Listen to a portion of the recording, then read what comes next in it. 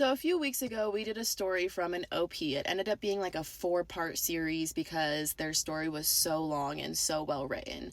And I loved it very, very dearly, and they just wanted their story to be put out there. And they have since gone through every single one of the comments and sent us in an update. So before this portion of the video that I'm filming right now, I will put a snippet of the first video from that. If you do want to go see it, I don't want to stitch it because I don't want to have to go back and look for it. I'm not gonna lie to you like at all. But I will just put like a little snippet of it right in front. I'm very, very excited about today's video. It's going to be a multiple part for this story because it is extremely long with a lot of detail. I mean, it is 7 pages Word doc, okay? From OP. Hi everyone, I've been reading the comments and I feel so supported. Thank you all so much from the bottom of my heart, even if you think it is too crazy to be real. It's certainly a traumatic, crazy experience, but it's 100% true. I explained events in the best detail I can, but with mathematically up to 730 plus interactions daily over 2 years, it's so much to compile. There's a few things I would like to note. Yes, I was still in high school at the time. COVID-19 left my class completely online courses when this all began my junior year. As soon as in-person schooling became available, I honestly avoided it for a solid year due to anxiety and obvious home troubles. When I attended in-person again because it was mandatory my senior year, my now ex was struggling with all negative entities in my home. The reason my ex was living with me at such a young age was because of COVID. We lived across the street from each other already, and his mother is extremely immune compromised. Being a teenage boy, he still hung out with friends and was going into public areas, so that caused a ton of issues for his family.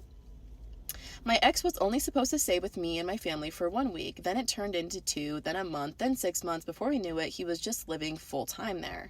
Looking back years later, now, I see how messed up just the fact that alone is and have mixed feelings about it. Update on the vessel. He is not dead, lol.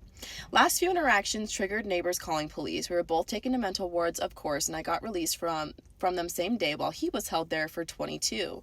I blame myself because I was so distraught from the fighting and whole crazy situation that I went off about the possession in front of the cops, which led my ex to telling the truth about paranormal activity to doctors.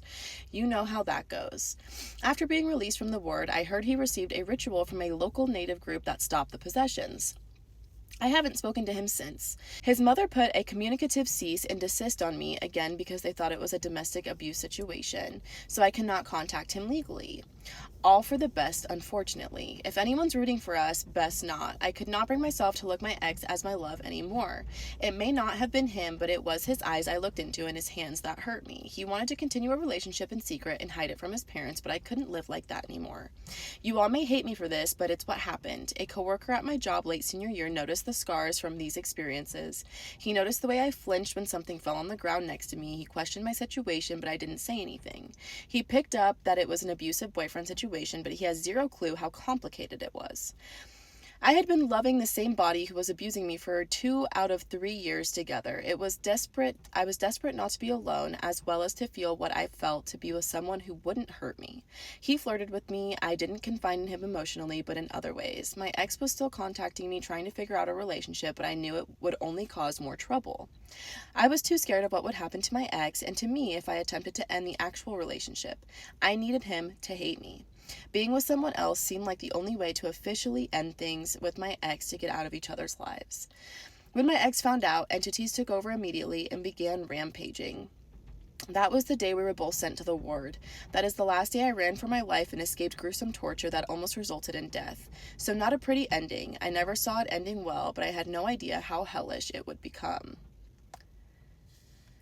To answer some comments, yes, of course, we considered mental disorders as well as crystals and all that jazz. Too many instances of floating objects and random scars, etc. happened that no mental illness could explain, and there were multiple witnesses.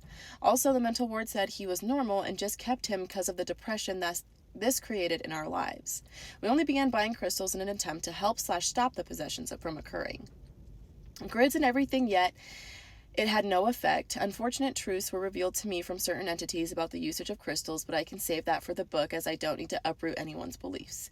I definitely want to write a whole book with as many experiences as I can remember. Like I said before, over 730 plus interactions is a lot to account for. It's also emotionally overwhelming. I am honestly shaking pretty bad just writing this reply for you all. Regarding the interruptions of the last video, absolutely crazy, yet not too surprised. These entities are still out there. I know they don't want my story to spread.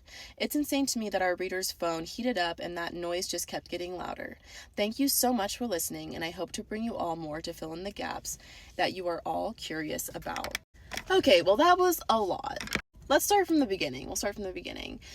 High school at the time, COVID-19, ex lived with you. Honestly, I don't think, OP, that it is very uncommon for teenagers to live together. It happens way more often than you would think. My family personally would not have allowed that, mainly because we didn't have enough money to feed another person. Is there a bee on my window? It's because I'm wearing a freaking shirt that has flowers on it. Anyways, my family wouldn't have allowed that, mainly because we were really poor, really poor. My sisters would bring their boyfriends over, and when they would spend the night, like, they would pay for dinner. Do you know what I mean? Like, that's how it was. I'm the youngest, by the way. But I think I've heard of a lot of people, maybe it's just a West Coast thing, I don't know, because there's hella people here that they were like 12 years old with their first girlfriends and they were fucking living together. So I don't think it's very odd. Now, your mixed feelings, those are for you to feel. I'm just saying. I'm glad he's not dead. It kind of breaks my heart that this situation became something that it wasn't. I understand the depiction that everyone else was seeing, that this kind of seemed like it was some type of abuse situation. However, I think that it's really hard for people to understand something that hasn't been proven. Just like when people got really upset for people wearing like tin hats back in the early 2000s or 90s, 70s, 60s, however long ago you want to go back, because really that's how long it's been. But then the US government was like, hey, actually they're real and we were just kind of fucking with you guys. No problem. So until that day comes and until the government tells everybody that it's real, it's going to be a consistent issue. People are going to be put into these institutions for things that are quite literally unexplainable. And that really sucks. And towards the end, when you're kind of giving your reasons, honestly, I don't think that you owe us anything. I appreciate you providing us the explanation as to what you did and why you did it. But you do not owe anyone an explanation. So please don't say please don't feel the need to say something along the lines of like, oh, well, actually, you guys are going to hate me. I don't know you personally. I have no judgment towards you whatsoever. Until I see you like on the news for schmurder or something, you do you, baby. You were a kid, as far as I'm concerned, and we do a lot of dumb things while we're learning how to be adults, if that makes sense. And I honestly I feel like a lot of people feel that way without the possession. You mentioned that you didn't want to put too much info in here because of the book. So does that mean that can I get a copy first? Can I have a signed copy first? I'm gonna email you back. I want a signed copy. Is that too much to ask of you? I want a signed copy first. Please and thank you. Okay, I love you. Bye.